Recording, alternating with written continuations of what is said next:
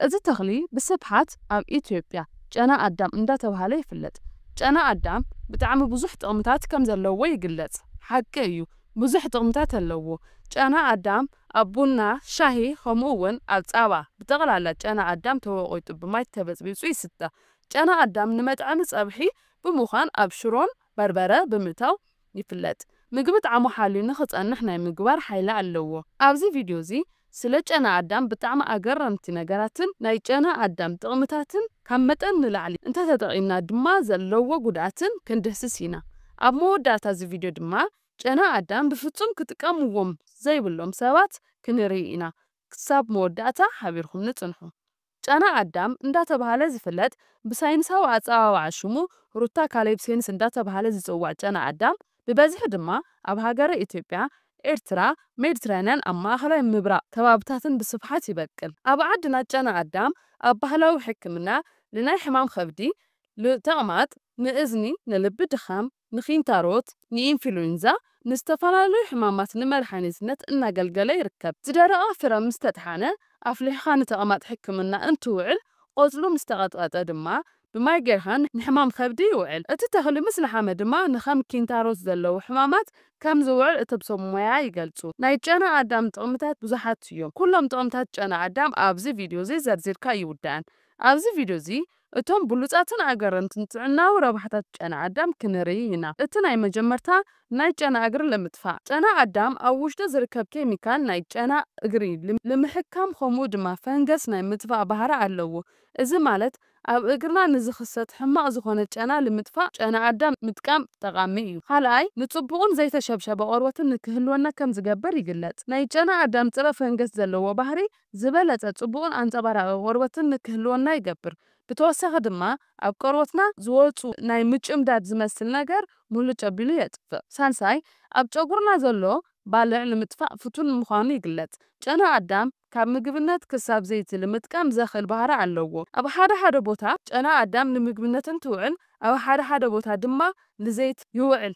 ስለዚ ናይ ጨና ኣዳም ዘይቲ ወይ ድማ ቅብኣት ንጨጉርና ጥቕሚ ኣብ ጨጉርና ዝርከቡ ጽግዕተኛ ባልዕ ንምጥፋእ ከምኡ ድማ ናይ ምሕኻኽ ስምዒት ንምውጋድ ይሕግዘና።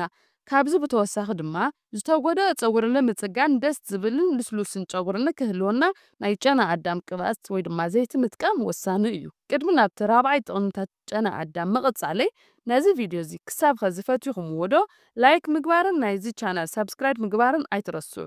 ምኽንያቱ ኣብቲ ዝቐጻሊ ቪድዮ ከምዚ ዝበለ ጥዕናዊ ሓበሬታታት ቶሎ ምንታን ክበጽሐኩም። ራብዓይ ጨና ኣዳም ንባክቴርያ ብጽረ ባክቴርያነቱ ባህሪኡ ብምውጋድ ካብ ባክቴርያን ኢንፌክሽንን ይከላኸል። መዓዝ ዝጥራሕ ጨና ኣዳም ብብዙሕ መልክዕ ኣለዎ። ንመርዛምነት ከም ጨና ኣዳም ማንም የለን። ኣይግበር እሞ እቲ ሕማቕ እንስሳ ተመን ብዝኾነ ኣጋጣሚ እንተነዲፍና ጨና ኣዳም ቀዳማይ መድሓኒት እዩ። ሓምሻይ ጨና ኣዳም ናይ ምግቢ ምምራዝ ንምክልኻልን ንሕማም ጭዋዳ ንምቕናስን ዝውዕል መድሓኒት ከም ጨና ኣዳም የለን። ብጠቕላላ ጨና ኣዳም ንጭዋዳ ንዘጋጥሙ ሕማማት፣ ጭንቀትን ከምኡ ድማ ንደቂ ኣንስትዮ ኣብ እዋን ወርሓዊ ጽግያ ዘጋጥመን ሕማምን ንምዕጋስ ባህሪ ከም ዘለዎ ይግለጽ። ሻልሻይ ጨና ኣዳም ብመልክዕ ሻሂ ወይ ድማ ምስ ሻሂ ጌርና ብምጥቃም ንቧንቧ ሽንቲ፣ ንመዓንጣ ብጠቕላላ ንኻልኦት ኢንፌክሽናትን ጠቓሚ ምዃኑ ስለ ጨና ኣዳም ዝተጻሕፈን ዝተሰርሑን መጽናዕትታት የመላኽቱ። ጨና ኣዳም ካብ ዝህበና ዘርፈ ብዙሕ ኣገልግሎት ጉድኣቱ ድማ ብዙሕ እዩ። ካብ ጨና ኣዳም ዝወፀ ዘይቲ ብቐጥታ ንሰውነትና ብምጥቃም ምስ ተጠቐምና ድማ ኣብ ሰውነትና ማይ ምቁፃርን ምቕያሕን ብጣዕሚ ሓደገኛ ዝኾነ ችግር ኣብ ቆርበትና ከምፅአልና ይኽእል እዩ። ብተወሳኺ ድማ ብዙሕ መጠን እንተተጠቒምና ድማ ናይ ሰውነትና ምምራዝ ክኸትለና ይኽእል እዩ። ነዚ ኢና ኩሉ ዝፈልጡ ሰብ ሞያ ተዝድገፍ ዝበሃል። ብፍላይ ድማ ጥንሲ ዘለክን ደቂ ኣንስትዮ እነታት ካብ መጠን ብላዕሊ ኣብ ዓድና ጨና ኣዳም ኣብ ቡና ጌርካ ምስታይ ብጣዕሚ ጽቡቕ ከም ዝኾነ ይንገር። ነገር ግን እቲ ሓቂ እዚ እዩ።